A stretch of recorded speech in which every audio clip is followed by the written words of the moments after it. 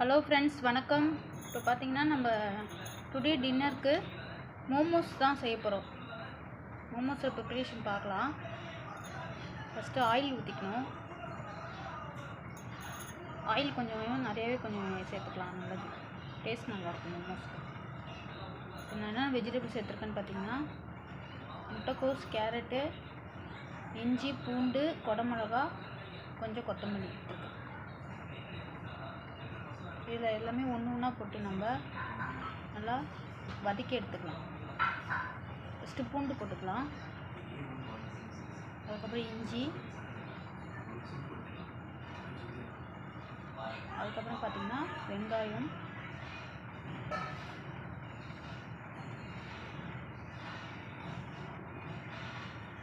இஞ்சி, பூண்டு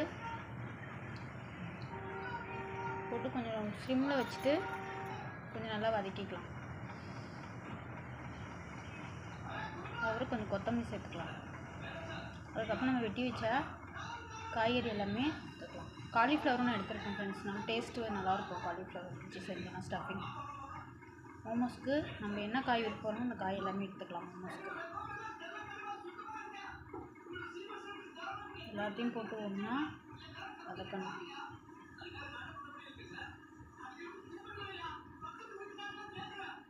நல்லா வதக்கிட்டு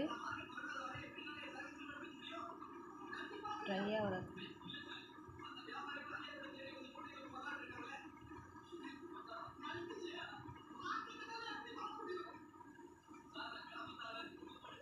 கைவிடாமல் நல்லா வதக்கிக்கிட்டே இருக்கும், தான் தீஞ்சு போகாமல் இருக்கும். கொஞ்சம் மிளகுத்தூள் ஆட் பண்ணிக்கலாம், கொஞ்சம் உப்பு ஆட் பண்ணிக்கலாம். உப்பு மட்டும் பார்த்துட்டு ஆட் பண்ணிக்கோங்க. கம்மியாக இருந்தாலும் சேர்த்துக்கலாம், அதிகமாகிடுச்சுன்னா கஷ்டமாயிடும்.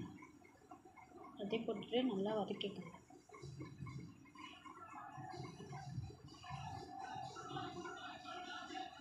நல்லா வதக்கிக்கணும். வதக்கிட்டு காஷ்மீரி மிளகாத்தூள் கொஞ்சம் ஆட் பண்ணிக்கணும், தனி மிளகாத்தூள் கொஞ்சமாக ஆட் பண்ணிங்கன்னா போதும்.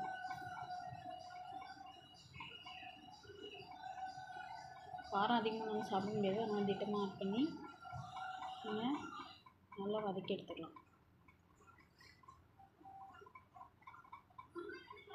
கைவிடாமல் நல்லா வதக்கிக்கிட்டே இருக்கும்.